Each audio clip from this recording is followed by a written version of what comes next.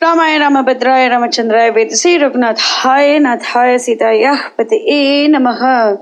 Uttarakhand, chapter number 69. Justice for the dog. The recitation begins now.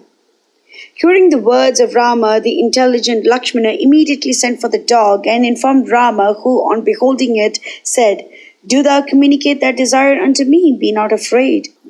Thereupon, beholding the king Rama, the dog with his head bent said, "The king is a protector of animals and their lord. The king is awake when the subjects are asleep and he protects them.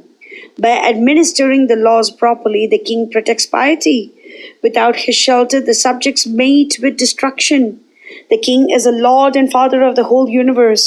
He is time, he is yuga, he is the creation, mobile and immobile. He is called Dharma because he holdeth all. It is Dharma or virtue that upholdeth all mankind.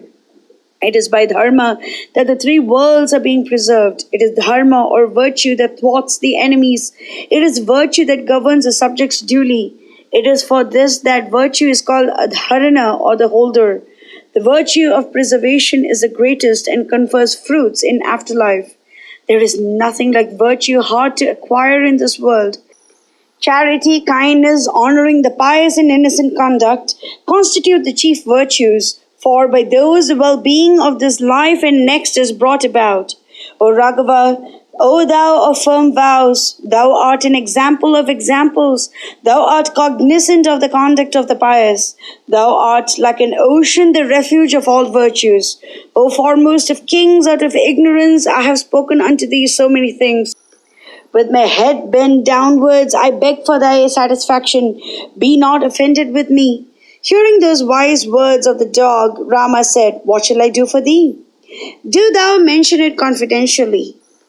Whereto the dog replied, "It is by piety that a king governs his kingdom. It is by virtue that a king protects his subjects, becomes a refuge of all, and removes the fear of his men.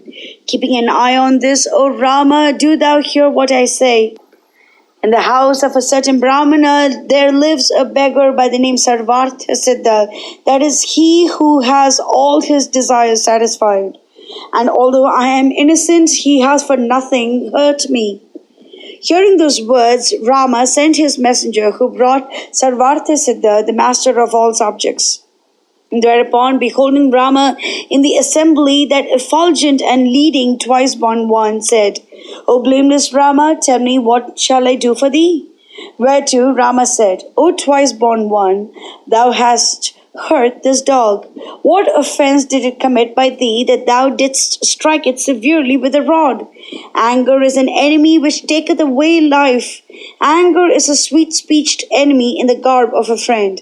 It is the foremost of passions and like unto a sharp dagger. It is anger that stealeth away everything. It pilfers all that is acquired by asceticism, sacrifices, and gifts. It is proper, therefore, by every means to kill anger. Passions are running amok on all sides like so many exceedingly wicked steeds. Being satiated with all objects of enjoyments, it is better to govern them with patience. By mind, action, words, and eyes, a man should engage in the well-being of people. He should not injure anybody or be addicted to anything. The harm that a mind not under control can accomplish is beyond the range of a sharp dagger-trodden serpent and of an enemy always enraged. Even the nature of one who has learned humility cannot be trusted. He who hides his nature himself reveals his true self." Rama of unwearied actions, having said this, Sarvarthsiddha, the foremost of twice-born ones, said, "Knocking about whole day for alms, I was highly enraged and struck this dog. It was sitting in the midway, and I asked it again and again to move away. Thereupon, moving away and standing with reluctance, it stood fearfully on the roadside. O descendant of Raghu, I was at that time stricken with hunger, and I struck it for its vicious conduct. O King of Kings, I am guilty in this, and thou must punish me. O Lord of Kings, do thou administer punishment unto me. I shall then be released from the fear of hell."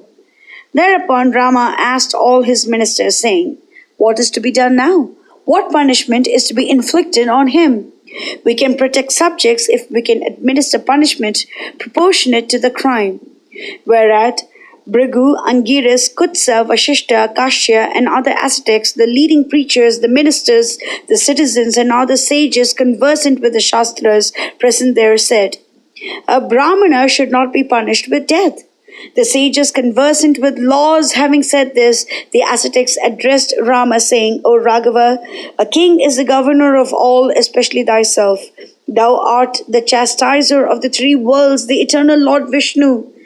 They having said all this, the dog began, Thou didst solemnly promise me that I shall be satisfied, and if thou art gratified with me, and if thou dost wish to confer boons on me, do thou appoint this Brahmana as the head of family. Thereupon, having been thus honored and pleased in ascending an elephant, he proceeded to occupy his new dignified station. At this, the counselors of Rama, surprised, said, O thou of great effulgence, he has not been punished.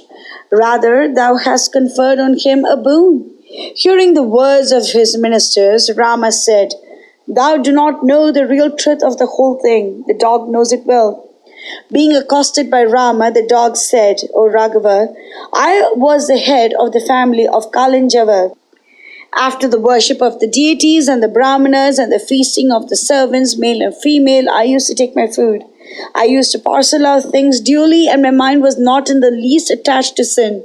I used to preserve with great care the articles belonging to the tutelary deities, was humble, good-natured, and engaged in the well-being of all animals. Still, I have fallen into this dreadful and wretched condition. O Raghava, this Brahmana is by nature angry and impious, and injures others, and is impatient, cruel, harsh in words, and ignorant, and therefore shall degrade his 7 generations up and down. He will by no means be able to discharge the duties of a head of a family. He whom thou wishest to take to hell with her sons, beasts, and friends should be engaged in the serving of the Brahmanas and kind. For all his good actions, he is slain who steals the wealth of a Brahmana, a deity, a woman, or a boy, and the riches given away by him. O Raghava, one who pilfers the riches of a Brahmana or a deity falls into a hell called Vichi. Even he who thinks in his mind of stealing it goes once and again to hell.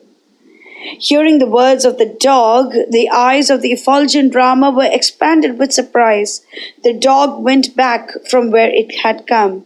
In its pristine birth, the dog was a high-minded, and now it was cursed for being born in a degraded state of existence. Thereupon, repairing at last to Varanasi, the dog took the vow of fasting. Mangalam Koshalendraya Mahaniya Gunabde Chakravarti Dhanurjaya Sarvabhaumaya Mangalam.